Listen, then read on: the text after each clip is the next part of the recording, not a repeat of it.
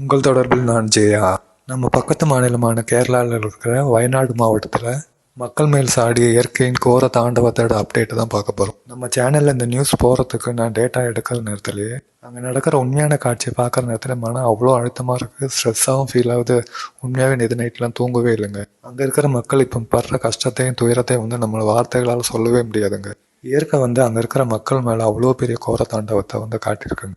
நான் இந்த வீடியோவை பதிவேற்றுற நேரம் வரைக்கும் 230 சடலங்கள் வரைக்கும் கைப்பற்றியிருக்காங்க. முக்கிய செய்தி, மரண எண்ணிக்கை 230ஆக உயர்ந்திருக்கு. 250க்கு மேற்பட்டவரை காணவில்லைன்னு சொல்லிட்டு அவங்க சொந்தக்காரங்களும் நண்பர்களும் வந்து கோரிக்கை கொடுத்துருக்காங்க. அடிப்பட்டவங்களையும் உயிரோடு இருக்கிறவங்கள எப்படின்னா அந்த இடத்துல இருந்து மீட்கணும்னு சொல்லிட்டு என்டிஆர்எஃப் டீமும் ஃபயர் டீமும் நமது முப்படை ஆர்மி, நேவி, ஏர்ஃபோர்ஸ் 3மே சேர்ந்து இறங்கியிருக்குங்க.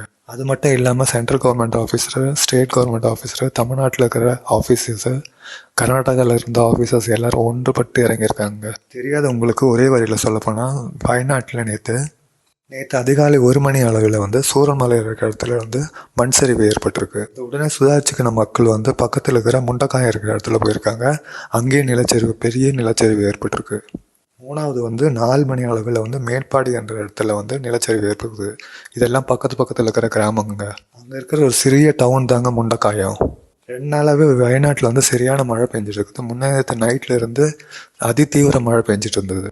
நைட்டு பெஞ்ச அதிதீவிர மழையால் காட்டாட்டு வெள்ளம் வந்துட்டு மண் சரிவு ஏற்பட்டு இந்த 3 கிராமத்தையும் வந்து தரமட்டமாக்கிடுச்சுங்க. இந்த கட்டுக்கடங்காத காட்டாட்டு வெள்ளம் மண் சரிவால் மலையில் இருக்கிற பாறைகளும் மரங்களெல்லாம் வேரோட பிடுங்கிட்டு வந்துட்டு இந்த 3 இடத்தையும் தரமட்டமாக்கிடும். முண்டக்காயத்தை கனெக்ட் பண்ணுறது ஒரே ஒரு மேம்பாலம் தான் இருக்கும். அந்த மேம்பாலம் வந்து இந்த காட்டாட்டு வெள்ளத்தில் அடிச்சுட்டு போயிடுச்சு. நேற்று அதிகாலை 1 மணிக்கு நடந்த இந்த கோர சம்பவத்தை தொடர்ந்து சாயந்தரம் 4 மணி வரைக்கும் முண்டக்காயம் பக்கம் ஒரு நிவாரண பொருளும் நிவாரண ஆட்களும் போக முடியல. உண்மையாகவே நாங்கள் பெரிய பாராட்டுகள் சொல்லணுங்க. நம்ம நேவிக்கும், ஆர்மிக்கும், என்டிஆர்எஃப்க்கெல்லாம் பெரிய ஒரு நன்றியை சொல்லணும், பாராட்டுங்கள் சொல்லணுங்க. அவங்க உயிரை கூட மிச்சம் நதிக்காமல் ராபகலாக இருந்து வேலை செய்கிறாங்க. அங்கே ஓடுற ஆற்றுல வந்து சடலங்களை அடிச்சுட்டு வரதை பார்த்தேன்னு வச்சுங்களேன், கொலை நடங்குதுங்க. இடுப்பு கீழே கை கால் தனித்தனியாக வரதை பார்த்தா உண்மையாக வந்து ரொம்ப மோசமாக இருக்குங்க. இந்த கோர விபத்துக்கு வந்து இயற்கையை குறை சொல்கிறதா, இல்லை கவர்மெண்ட்டை குறை சொல்கிறதா, இல்லை மக்களை குறை சொல்கிறதா, யாரை குறை சொல்கிறதுனே தெரியலங்க. அங்கே கண்ட ஒரு கோர காட்சிங்க. ஒரு அம்மா வந்து 2 பிள்ளைங்களை வந்து கட்டி பிடிச்சிக்கிட்டு இறந்துட்டு இருக்காங்க.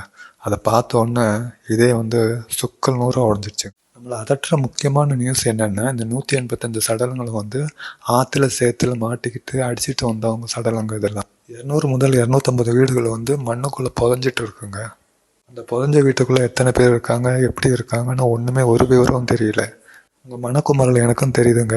அதெல்லாம் உடச்சி எடுக்கலாம்னு சொல்கிறீங்க, ஆனால் அதுக்கு சாத்தியமே இல்லைங்க. ஏன்னா காட்டாட்டு வெள்ளம் போகிறால எந்த டூல்ஸும் அந்த பக்கம் கொண்டு போக முடியல. ஒரு மம்மட்டியாலேயோ இதனாலேயோ சொல்லிட்டு வீட்டு மேலே இருக்கிற கல், மண், சேரெல்லாம் வந்து நீக்க முடியாதுங்க. இதுதான் நம்ம ஆர்மி வந்து இரும்பு பாலம் வந்து அமைக்கிறாங்க. கூடிய சீக்கிரம் அமைச்சிட்டாங்கன்னா மிஷின்ஸ் எல்லாம் இங்கேருந்து போவோம். வண்டிகள்லாம் இந்த பக்கம் போயிட்டு இடித்து உடச்சி உள்ளே இருக்கிற ஆளுங்களை வந்து மேய்ப்பாங்கன்னு கணக்கெடுக்கப்படுது. அந்த புதஞ்சு இருக்கிற வீட்டுக்குள்ளே இருக்கிற சடலங்களையாக இருக்கட்டும், உயிரோடு இருக்கிறவங்கள மீட்டெடுக்கிறதுக்கு எப்படி இருந்தாலும் குறைஞ்சது 2 நாள்லாம் ஆகுங்க.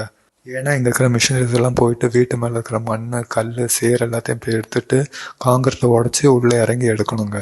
அங்கே இருக்கிறவங்க சொல்கிறது கணக்கின்படி பார்த்தா 350 400 பேர் வரைக்கும் இறந்துருப்பாங்கன்னு கருதப்படுது. பொதுவாகவே வந்து கேரளாவை வந்து கடவுளின் தேசம்னு அழைக்கப்படுறாங்க.